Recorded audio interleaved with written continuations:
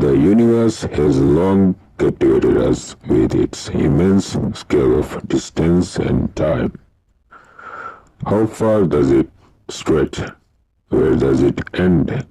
And what lies beyond the star fields and the streams of galaxies that extend as far as telescopes can see?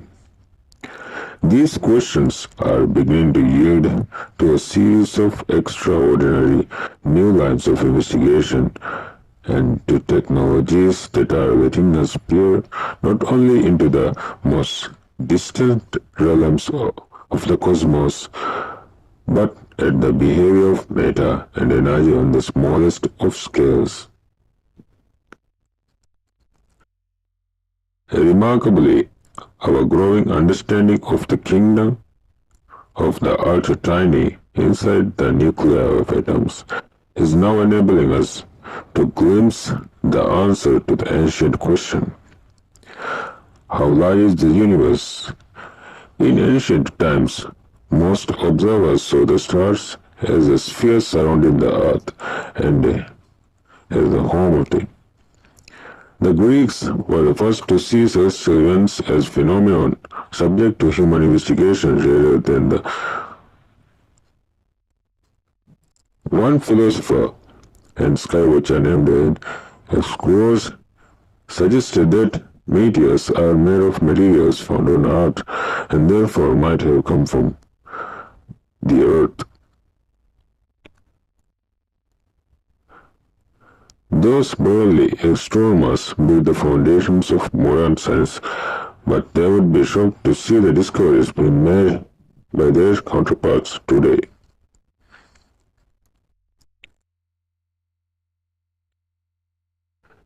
The stars and planets that once harbored are now seen as infinitesimally parts of a vast scaffolding of matter and energy that extend far out into space.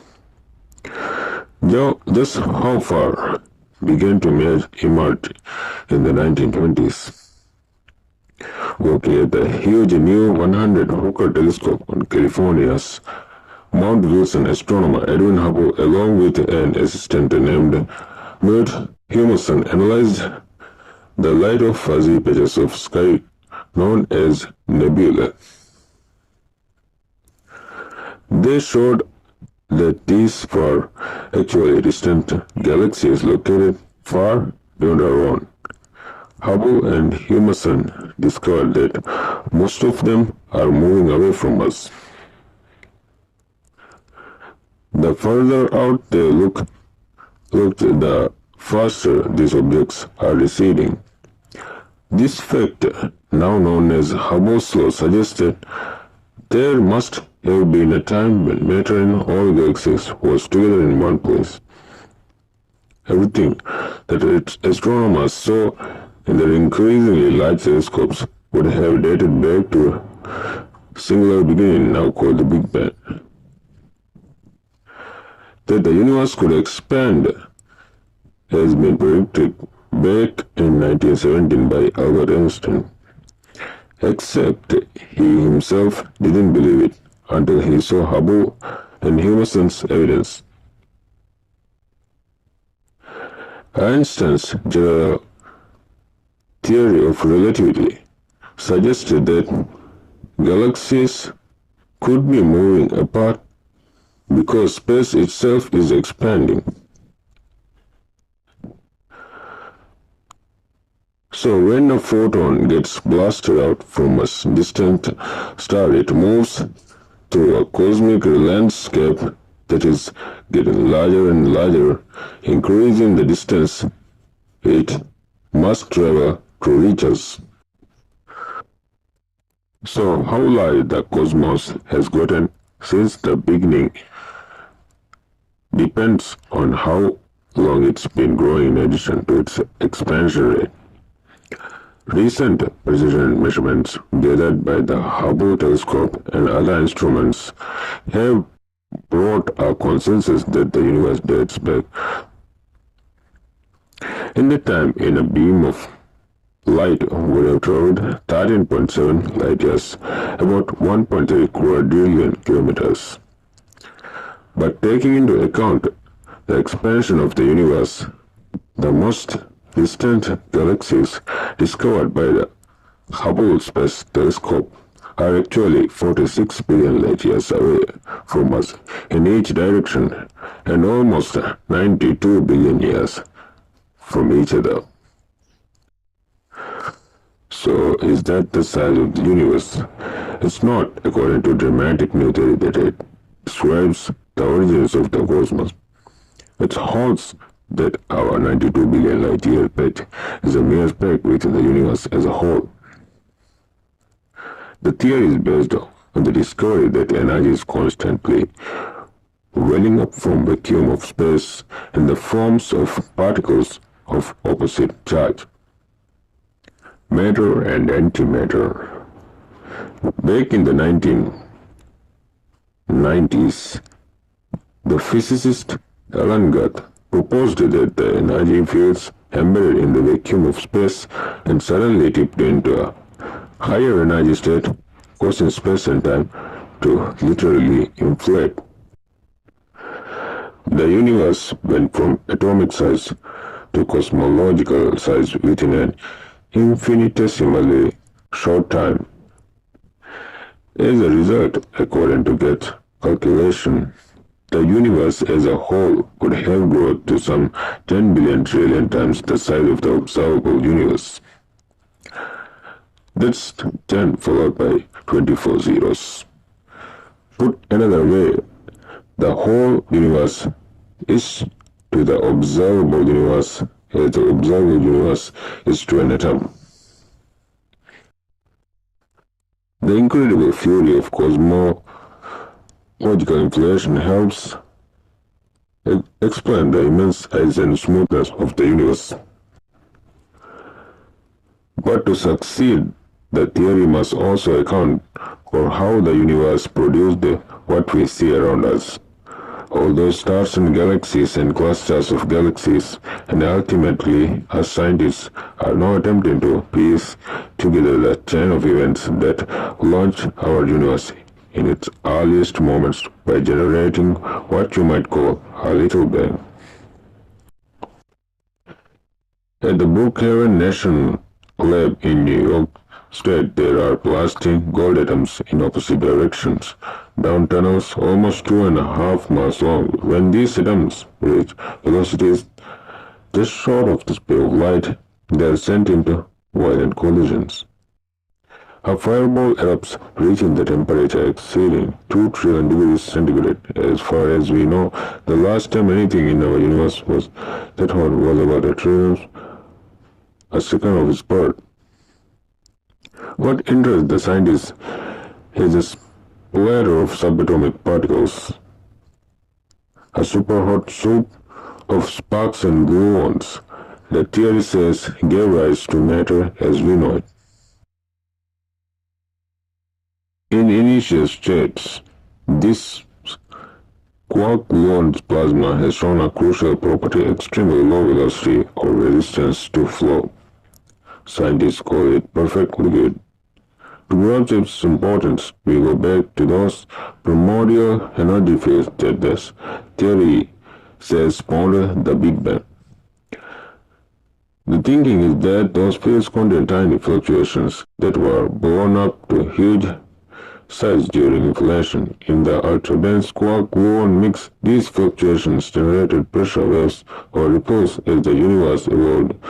These ripples gave rise to variations in the density of matter. Amazingly, the imprint of those primordial ripples in our day today is a phenomenon discovered accidentally in the 1960s, working for the Bell Telescope Company.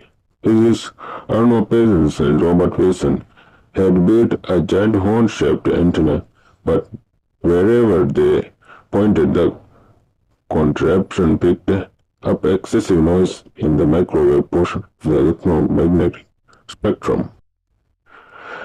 That noise turned out to match a prediction made Years earlier that in the wake of the Big Bang, the universe was filled with a cloud of extremely hot gas that scattered all light. As the universe cooled, the cloud dissipated light, and then some shone through. Over time, the spectral signature of this light would have shifted. As the universe expanded and cooled to the what Penzias and Wilson detected, what they had heard was the echo of the Big Bang. This image shows the smooth contours of the light recorded by the Belty science would have to look closer to find the imprint of cosmic inflation. The special discovery lifted the Hubble Space Telescope into orbit on April 24, 1990 in one of the most important scientific milestones of our time.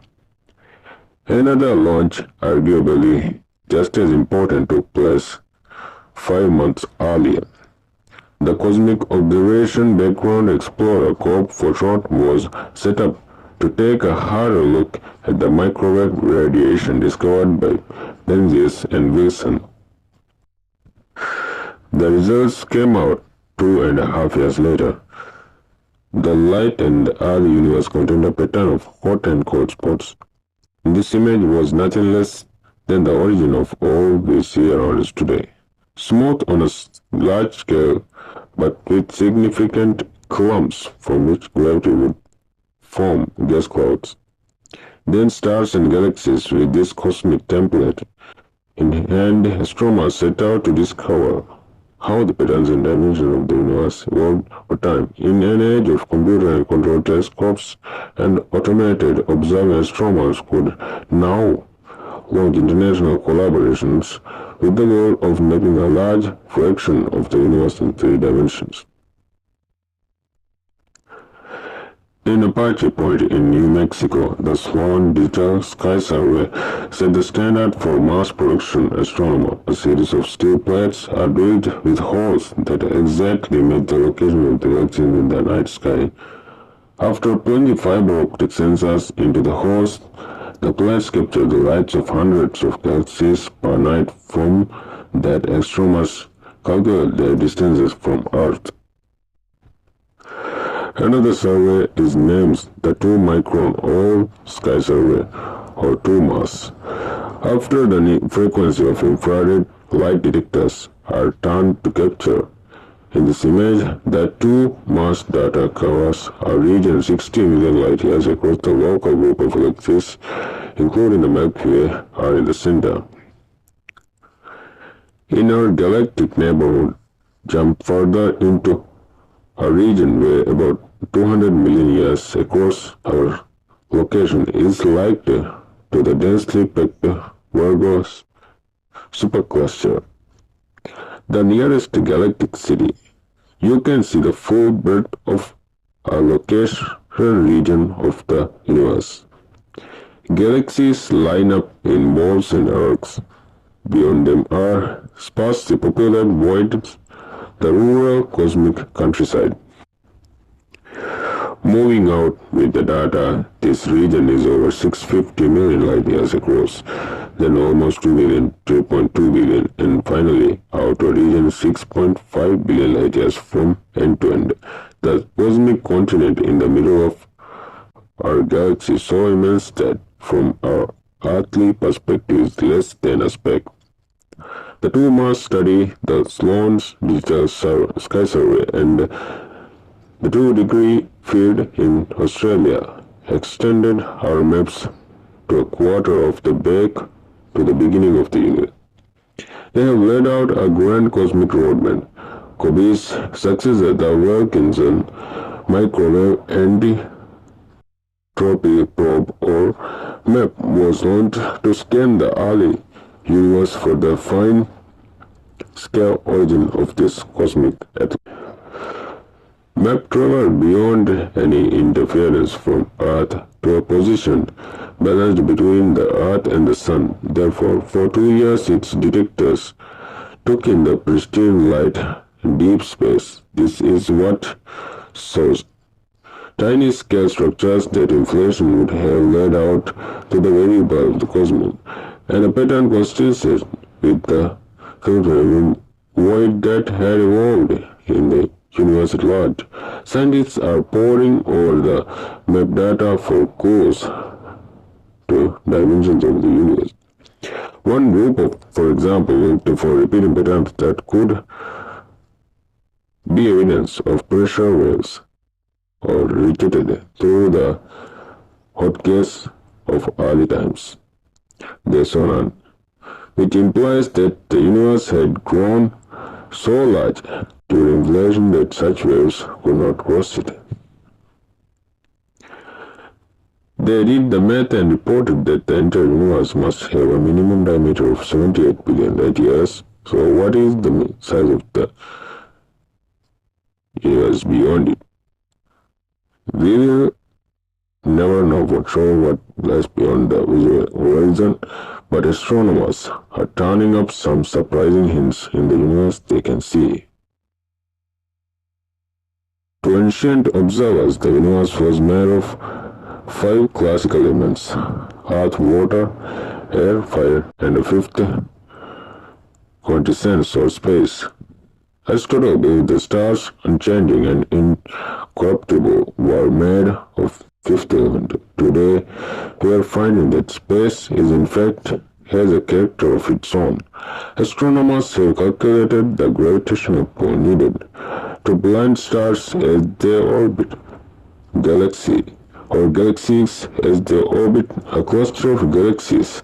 They have found out that there is nowhere near enough visible matter there to hold such structures together. Missing ingredient, its density is still unknown, they call dark matter. In supercomputer simulations of cosmic evolution, dark matter is added in to supply gravitational time needed to form wave patterns of firmament and walls, voids, and dense clusters see the universe at large. But something else appears to be happening in these large scales. Astronomers have been making refined measurements of the cosmic expansion rate. They wanted to know if gravity is slowing down the space at which the universe is growing. The markers say used type 1 supernova are thought to burn at uniform intensity throughout the universe. By measuring changes in brightness of the standard curves to various distances, and researchers can spot changes in the cosmic expansion rate. To their surprise, data showed that the universe as a whole is not only expanding, it's actually accelerating outward. The culprit is thought to be energy welling up from the vacuum of space, similar to what occurred in the early moments of the Big Bang causing cosmic inflation. By emerging in minute quantities everywhere, it is pushing space outward across the whole universe. Over time, this cold energy has grown to an astonishing 3/4 of all the matter in the universe.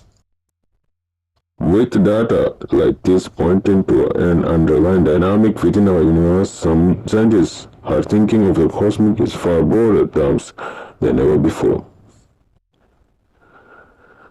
There is a version of inflatory theory, for example, that suggests we live in one of many universes that may coexist side by side. Do not touch it. The like bubbles there continually rising up and expanding in the oceans. Like 500 years ago, Galileo's time, many people looked into space and saw the universe of light center on Earth. The invention of the telescope revealed stars far from our planet. Then galaxies, clusters of galaxies, and beyond them vast walls and filaments of space. Newer ideas about the size of the universe amount to a quantum leap in our sense of scale,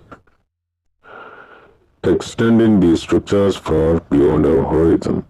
To these discoveries put us on our tiny, out-of-the-way planet into smaller and smaller corner of creation. Oh, thus our ability to comprehend and imagine the far limits of